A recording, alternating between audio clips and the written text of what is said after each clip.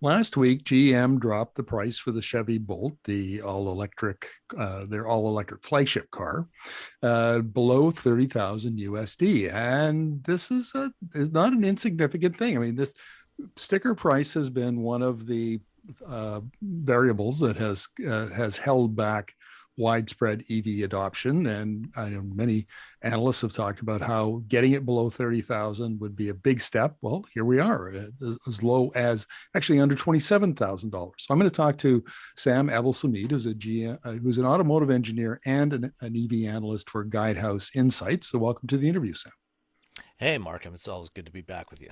Indeed. Well, glad to have you here. Look, how significant is this, Sam?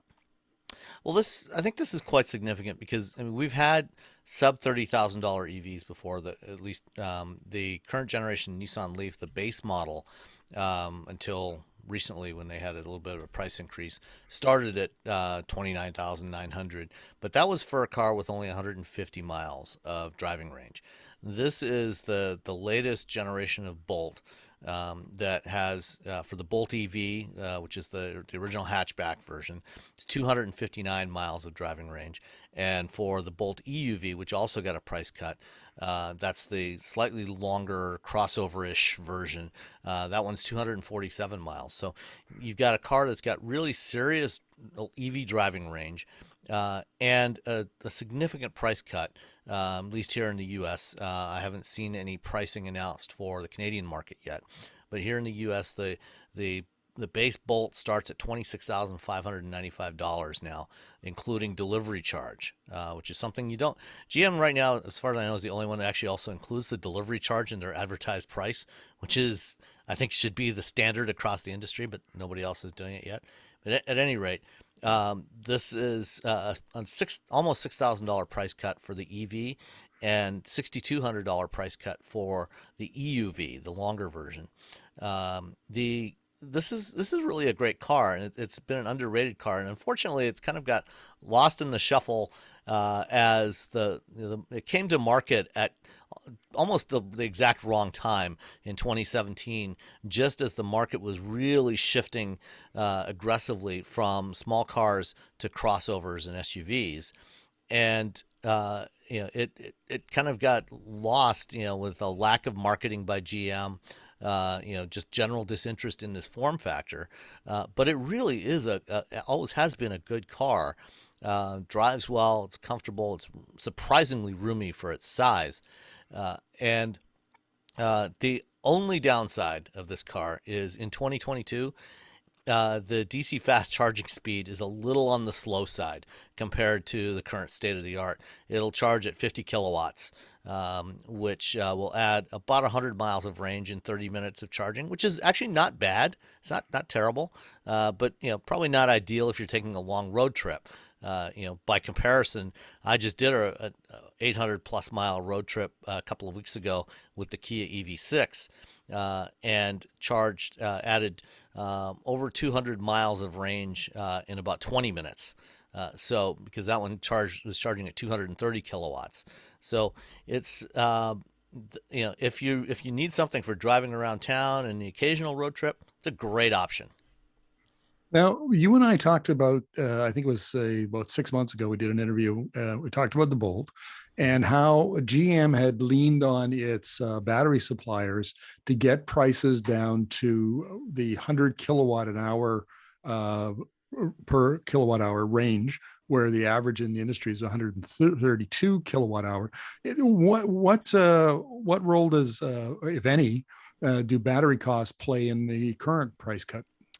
I don't think it actually has very much impact on this particular price cut for the Bolt, because the batteries that are those Ultium batteries that GM's been developing with LG Chem, or LG Energy Systems as they're now known, is that's coming in their new generation of EVs, starting with the Hummer that launched a few months back, the Cadillac Lyriq, and next year the Chevy Equinox EV.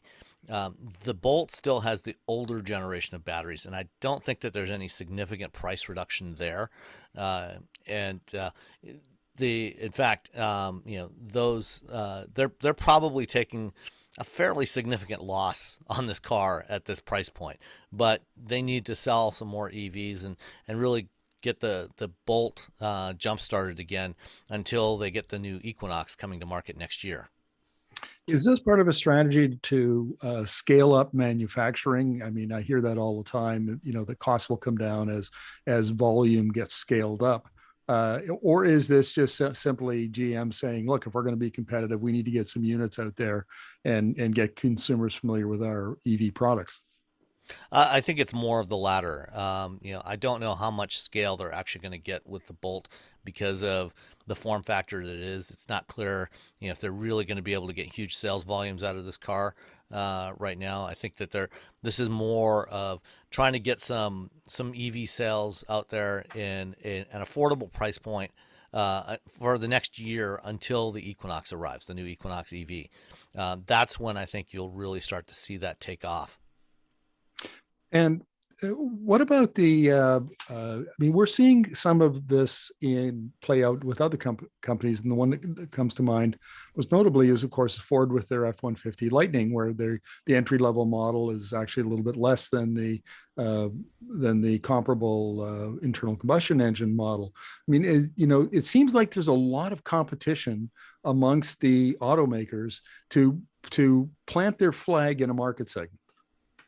Yeah, absolutely. As we're expanding the availability of EVs into new market segments and new price segments, everybody would like to be the first, especially in the popular segments like pickup trucks or crossovers, some compact crossovers.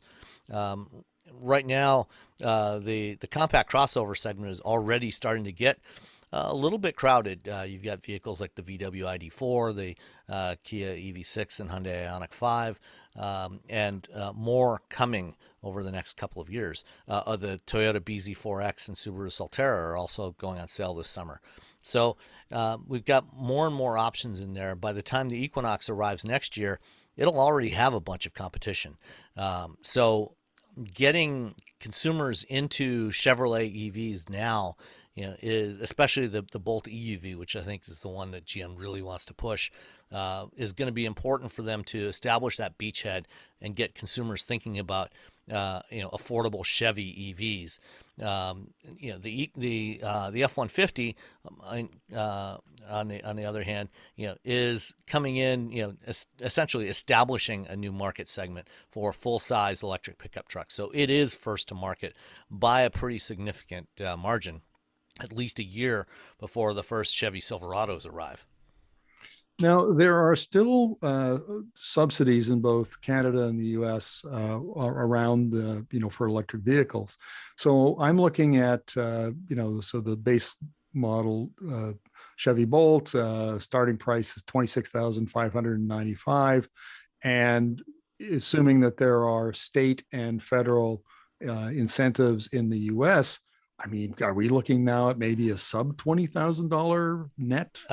Actually, no, because the federal tax incentives here in the U.S.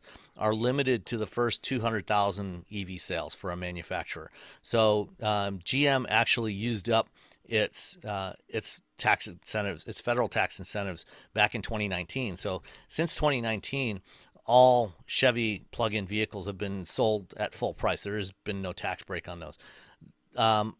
In some states, I think some of the state incentives still apply for GM vehicles, and the same is also true for Tesla. By the way, they also ran out of they hit that 200,000 mark a couple of years ago. So, I think some state incentives still apply.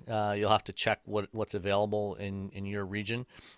Canada, I don't know the specifics of what's available there, but I think GM EVs in Canada are still eligible. So you're not going to be able to get a Bolt down under $20,000, at least here in the U.S. Well, in Canada, the federal incentive is $5,000, and then some provinces have them. So in British Columbia, where I live, there's an additional $3,500. So whatever the Canadian price for the new, the new pricing comes in at, what we probably can guess that it might be in the low 30s, somewhere in around there. Yeah, could be around there after incentives. Yeah.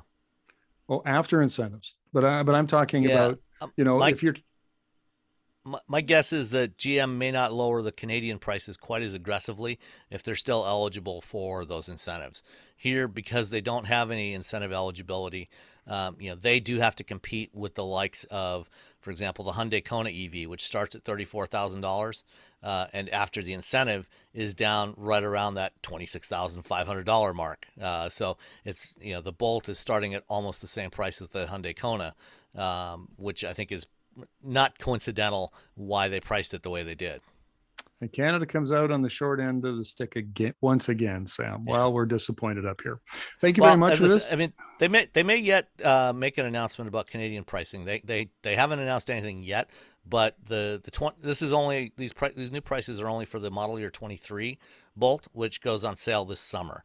So right now, if you go to a dealer, assuming you can find a Bolt on a dealer lot, it'll still be at the higher price point.